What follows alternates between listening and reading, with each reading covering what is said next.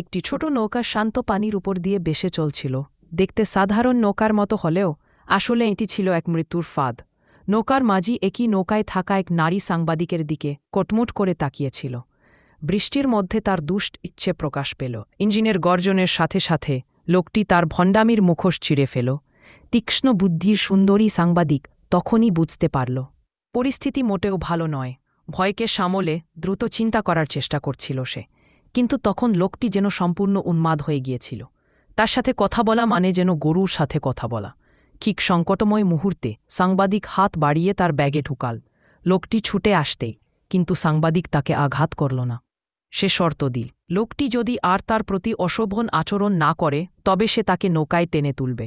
কিন্তু লোকটি উত্তর দেওয়ার আগেই হঠাৎ পানির উপর ভেসে উঠল একটি বিশাল কুমির। মুহূর্তেই পুরো পরিস্থিতি বদলে গেল। সাংবাদিক তখন আর কোনো বিদ্বেষের কথা ভাবল না। প্রাণপণে তাকে টেনে তুলতে চাইল, কিন্তু তৎক্ষণে দেরি হয়ে গেছে। কুমির তার ধারালো চয়াল দিয়ে লোকটিকে কামড়ে পানির গভীরে টেনে নিল। সাংবাদিক আতঙ্কে দিশেহারা।